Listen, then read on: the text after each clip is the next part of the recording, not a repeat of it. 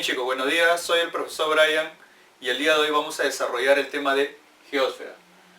Muy bien, cuando nosotros hablamos de geósfera hacemos referencia al estudio de la estructura sólida de la Tierra. Específicamente estamos hablando, ¿no?, de tres capas en lo que sería la corteza, llamada también oxisfera. También vamos a mencionar al manto, conocido también como mesósfera. Y finalmente lo que sería el núcleo, llamado también NIFE por su composición de níquel y hierro. Pero para poder estudiar a la estructura sólida, a la estructura interna de nuestro planeta, tenemos que hacer el uso de diversos métodos. Entonces vamos a hablar de los métodos directos e indirectos. Cuando mencionamos a los métodos directos, estamos mencionando a las manifestaciones naturales de nuestro planeta. Por ejemplo, hablamos de la extracción de petróleo, el combustible que tenemos en las profundidades del mar, en algunos sectores también de la corteza terrestre, en nuestro país, en la costa norte, por ejemplo en los tablazos. También estamos mencionando a la minería, cuando hablamos de la extracción de diversos metales. Tenemos en la imagen la ciudad de Cerro de Pasco, precisamente muy cerca al centro, en este caso, de la capital de Pasco, tenemos esta minera a tajo abierto, que por cierto contamina muchísimo. También hablamos de la presencia de volcanes, ¿no?, a través del afloramiento de magma.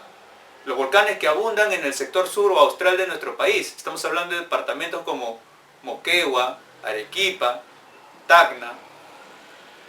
Y también vamos a mencionar, en este caso, a las cuevas, llamadas también grutas o cavernas, estudiadas por la espeleología, recuerda eso, por la espeleología, con sus formaciones, ¿no?, calcáreas, en este caso las estalactitas, que están colgadas desde el techo, o las estalagmitas, que están en el suelo. También vamos a hacer estudio de la geósfera a través de los métodos indirectos. Los métodos indirectos utilizados o usados en este caso por razonamiento científico, ¿no?, de forma deductiva. Por ejemplo, hablamos de detalles tan sencillos como puede ser, ¿no?, algo así, la gravedad, ¿no?, esa fuerza de atracción que tiene, en este caso, cualquier objeto hacia el centro de la Tierra. También estamos hablando del campo magnético, el magnetismo terrestre, ¿no?, originado desde el núcleo interno por el movimiento de rotación, el magnetismo terrestre. También vamos a hacer uso de las ondas sísmicas, esas ondas que tienen diferentes desplazamientos, ya sean más rápidos o más lentos, dependiendo de la composición líquida o sólida desde las capas internas de nuestro planeta, haciendo uso del sismógrafo. Y también vamos a mencionar a la electricidad terrestre. Nuestro planeta también tiene electricidad terrestre, sobre todo cuando ocurren terremotos. Esos movimientos tan intensos, ese choque de placas, esas roturas, son tan intensos que incluso pueden descargar energía eléctrica, que también lo tiene la Tierra internamente.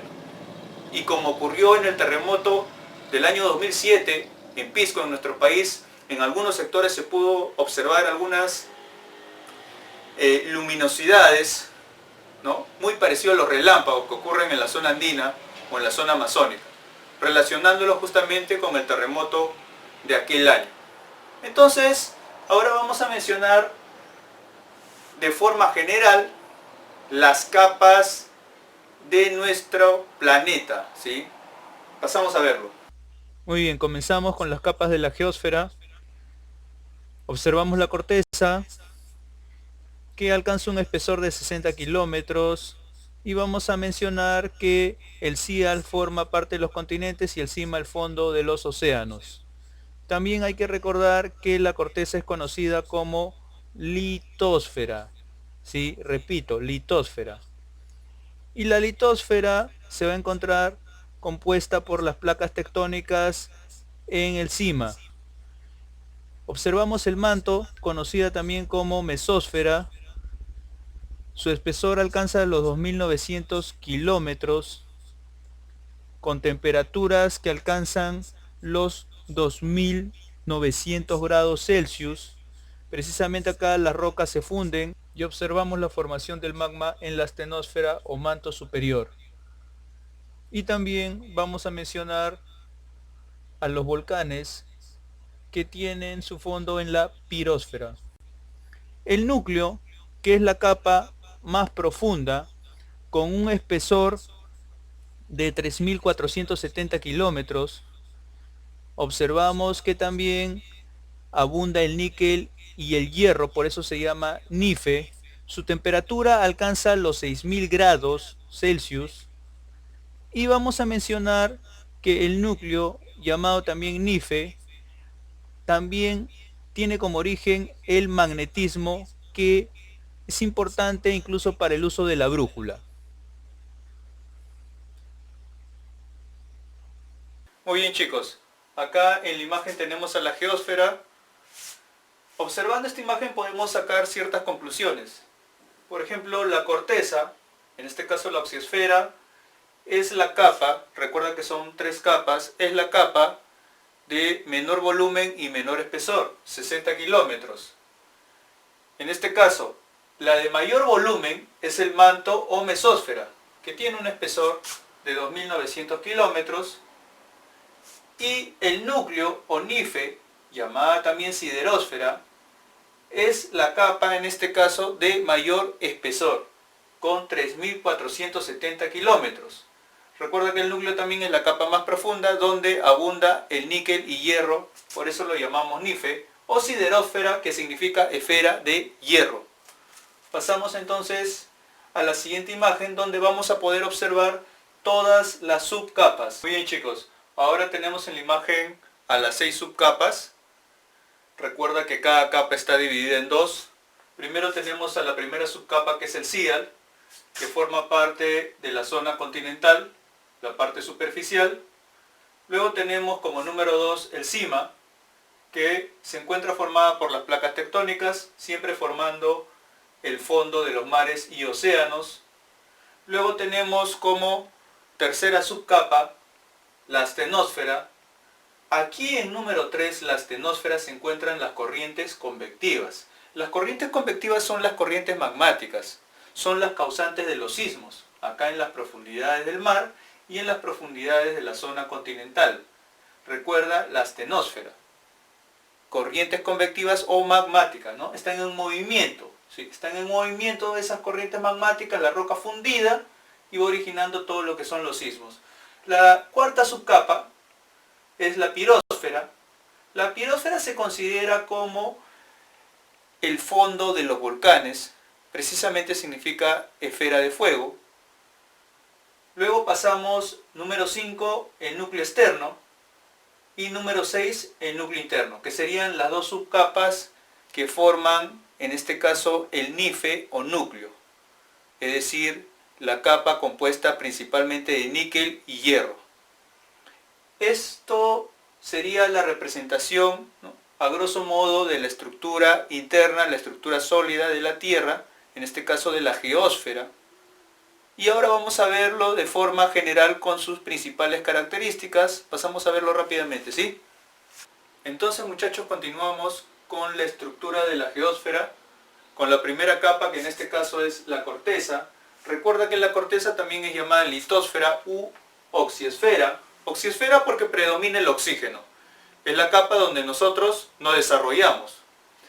También recuerda, precisamente la capa superficial tiene 2% del volumen, la estructura sólida. Y tenemos a las subcapas. Recuerda que las subcapas son 6 y las capas son 3. Estamos comenzando por la primera capa, que es la corteza.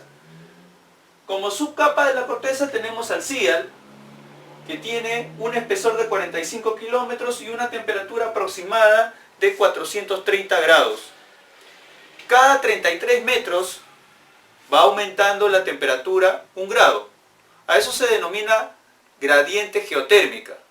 Cada 33 metros aumenta 1 grado.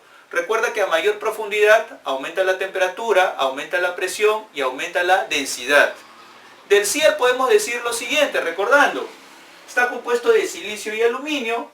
La roca que predomina es esa roca que muchas culturas preincaicas utilizaron en la antigüedad es el granito. Recuerda eso, el granito forma el fondo de ríos, elementos de la hidrósfera, ríos, lagos, lagunas y cataratas, ¿no?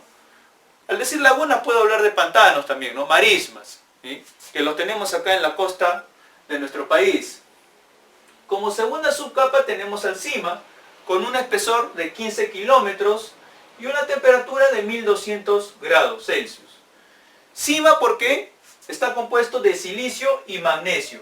La roca que predomina es el basalto. Recuerda que esta roca la vamos a encontrar o va a formar parte de las placas tectónicas que son las responsables de los maremotos en las profundidades del mar. Por eso decimos que el cima forma parte del fondo de mares y océanos. Repito, acá se forman los maremotos, ¿no? La causa de los tsunamis. Como segunda capa tenemos al manto o mesósfera, que representa el 82% del volumen de la geósfera. Estamos hablando también que es conocida como la capa media de esta estructura sólida. Y la primera subcapa es la astenosfera o manto superior, formando parte en este caso de la mesósfera o manto. Recuerda, estamos hablando de 700 kilómetros de espesor y 1800 grados Celsius de temperatura. Aquí se van a encontrar las corrientes magmáticas o llamadas también convectivas. Astenosfera, recuerda que significa esfera débil. Esas corrientes convectivas o magmáticas van a ser las grandes responsables de que, en este caso el cima, conformada por basalto, compuesta de las placas tectónicas, comiencen a chocar y luego ya surgen los sismos, los terremotos. Terremotos en la parte continental y maremotos en las profundidades, en este caso de los océanos o del mar. Recuerda que las corrientes convectivas o magmáticas se encuentran en la astenosfera, llamada también manto superior. Muy bien, ahora mencionamos la segunda subcapa del manto o mesósfera, que viene a ser la pirósfera. Pasamos rápidamente. Muy bien, chicos, entonces continuando con la segunda subcapa de la mesósfera o manto, recuerda que esta subcapa también es conocida como pirósfera o manto inferior. Pirósfera porque significa esfera de fuego o bola de fuego. Hay que considerar a la pirósfera también como la subcapa que forma parte del fondo de los volcanes. Volcanes que están muy ligados a los sismos, ¿no? Como causantes. Recuerda que la mayoría de volcanes la encontramos en el sur de nuestro país. Recuerda eso. También vamos a decir que alcanza una temperatura de 2200 grados Celsius y un espesor aproximado de 2200 kilómetros.